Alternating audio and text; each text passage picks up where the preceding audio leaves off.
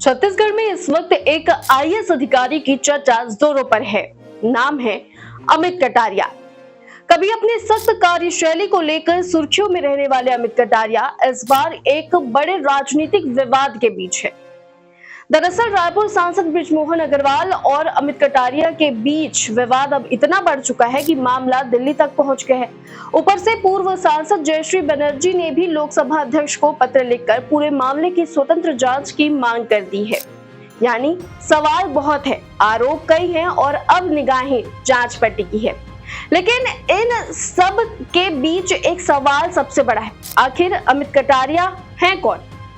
एक ऐसे अफसर जिनकी सख्ती की चर्चा होती है, जिनकी कार्यशैली की मिसाल दी जाती है और जिनका नाम कई बड़े विवादों से भी जुड़ चुका है। चलिए जानते हैं अमित कटारिया की कहानी शुरू से।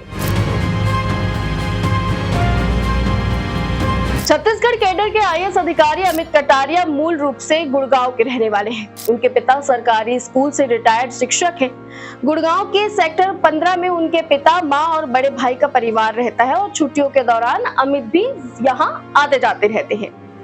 अमित कटारिया ने आईआईटी दिल्ली से इलेक्ट्रॉनिक्स में बीटेक किया है। पढ़ाई के दौरान ही उन्हें देश विदेश की नामी कंपनियों से लाखों के पैकेज और नौकरी के ऑफर मिले थे। लेकिन अमित को कॉर्पोरेट की चमक दमक से ज्यादा सिविल सर्विसेज का सपना आकर्षित कर रहा था। यही वजह रही कि उन्होंने इन ऑफर्स को ठुकराकर आईएएस बनने का रास्ता चुना। उनके परिवार का दिल्ली और आसपास रियल एस्टेट का कारोबार भी बताया जाता है। वहीं उनकी पत्नी अस्मिता हांडा प्रोफेशनल पायलट है। उनकी आर्थिक और प्रोफेशनल पृष्ठभूमि भी काफी मजबूत बताई जाती है। अमित कटारिया 2004 बैच के आईएएस अधिकारी हैं और समय के साथ उनकी पहचान एक सख्त, तेज तर्रार और दबंग एडमिनिस्ट्रेटर के तौर पर बनी। वो जहां भी कलेक्टर रहे वहां उनकी कार्यशैली आम अधिकारियों से कुछ अलग नजर आई। साल 2010 में अमित कटारिया पहली बार बड़े स्तर पर चर्चा में आए जब उन्हें रायपुर डेवलपमेंट अथॉरिटी यानी आरडीए का सीईओ बनाया गया। उस वक्त आरडीए की स्थिति अच्छी नहीं मानी जा रही थी। कटारिया ने जिम्मेदारी संभालते ही विभाग की कार्यशैली में बदलाव करने की कोशिश की। कहा जाता है कि उन्होंने लंबे समय से रुकी कर्मचारियों की पदोन्नति की प्रक्रिया को आगे बढ़ाया। ऑफिस के अनुशासन से लेकर कर्मचारियों के पहनावे और काम करने के तरीके तक उन्होंने कई चीजों पर सख्ती दिखाई। आरडीओ के सीईओ रहते हुए उन्होंने बड़े हाउसिंग प्रोजेक्ट्स को भी आगे बढ़ाया और उनकी कार्यशैली की खूब चर्चा हुई। उनकी छवि ऐसी बन गई कि काम में लापरवाही हो या नियमों की अनदेखी, सामने कोई भी हो, अमित कटारिया अपनी बात रखने से पीछे नहीं हटते थे। उनके बारे में एक किस्सा ये भी काफी चर्चित रहा है कि वो महज ₹1 वेतन लेकर अपनी प्रशासनिक सेवाएं देते हैं। इस दावे को लेकर कई बार सुर्खियां बनी। हालांकि अमित कटारिया ने इस मुद्दे पर सार्वजनिक रूप से ज्यादा कुछ नहीं कहा। फिर आया साल 2013। अमित कटारिया को रायगढ़ का कलेक्टर बनाया गया। रायगढ़ में सड़क निर्माण को लेकर एक बैठक चल रही थी। बैठक में शहर के कुछ इलाकों में मौजूद अवैध निर्माण को हटाने का मुद्दा सामने आया। इस बैठक में बीजेपी नेता रोशन अग्रवाल भी मौजूद थे। बताया जाता है कि रोशन अग्रवाल अवैध निर्माण करने वाले पक्ष की ओर से अपनी बात रख रहे थे, जबकि कलेक्टर अमित कटारिया का कहना था कि सड़क निर्माण के लिए अवैध निर्माण हटाना जरूरी है। दोनों के बीच बहस बढ़ती चली गई और फिर बात इतनी बढ़ी कि अमित कटारिया ने रोशन अग्रवाल को बैठक से बाहर करवाने का फैसला ले लिया। इस घटना ने उनकी सख्त प्रशासनिक छवि को और मजबूत कर दिया। हालांकि कटारिया के कार्यकाल से जुड़े ऐसे किस्से और भी हैं जिनमें उनकी प्रशासनिक संवेदनशीलता की चर्चा होती है। रायगढ़ में उनके कार्यकाल के दौरान गरीब मरीजों के इलाज को लेकर करीब 4 करोड़ रुपए के मुफ्त इलाज की बात सामने आई थी। जिला अस्पताल से जुड़े अधिकारियों ने भी उनके कार्यकाल में अस्पताल प्रबंधन को मिले सहयोग की बात कही। बताया गया कि उनके कार्यकाल में गरीब मरीजों के लिए हार्ट और ब्रेन जैसी गंभीर सर्जरी भी मुफ्त कराई गई। लेकिन अमित कटारिया के करियर की सबसे बड़ी चर्चा अभी बाकी थी।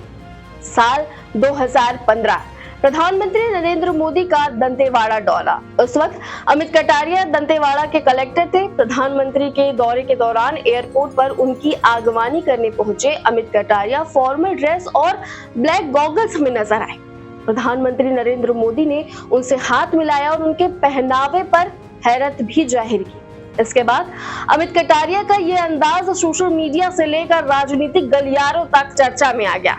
उनके पहनावे को लेकर सवाल उठे और उन्हें भविष्य में इस तरह का पहनावा न करने की सलाह दिए जाने की बात सामने आई। लेकिन इसी पूरे विवाद के दौरान दूसरा पहलू भी था। स्थानीय लोगों के मुताबिक अमित कटारिया नक्सल प्रभावित इलाकों में जाकर ग्रामीणों की समस्याएं सुनते थे। दरभा घाटी और जीरम घाटी जैसे संवेदनशील इलाकों में प्रशासनिक अधिकारियों के साथ पहुंचना और ग्रामीणों से सीधे संवाद करना उनकी कार्यशैली का हिस्सा बताया गया। आपको बता दें, झीरम घाटी वही इलाका है जहां 2013 में नक्सली हमले में कांग्रेस के कई बड़े नेताओं समेत बड़ी संख्या में लोगों की जान गई थी। बताया जाता है कि अमित कटारिया नक्सल प्रभावित क्षेत्रों में जाकर कैंपों में शामिल होते थे और ग्रामीणों की समस्याएं सुनते थे।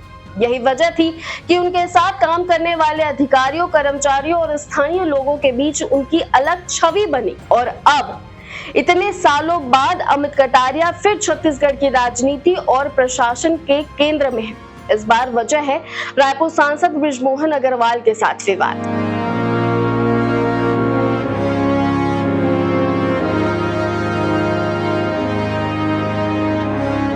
20 जुलाई को बृजमोहन अग्रवाल की ओर से अमित कटारिया को लेकर गंभीर आरोप लगाए जाने के बाद मामला लगातार बढ़ता गया। शिकायत दिल्ली तक पहुंची। इसके बाद मध्य प्रदेश की पूर्व सांसद और पूर्व कैबिनेट मंत्री जयश्री बनर्जी ने लोकसभा अध्यक्ष को पत्र लिखकर अमित कटारिया के खिलाफ लगाए गए आरोपों की स्वतंत्र और निष्पक्ष जांच की मांग की। उन्होंने स्वास्थ्य विभाग में अमित कटारिया के कार्यकाल के दौरान 108 एम्बुलेंस सेवा के टेंडर से जुड़े मामलों में कथित अनियमितताओं और नियमों की अनदेखी के आरोपों का जिक्र भी किया।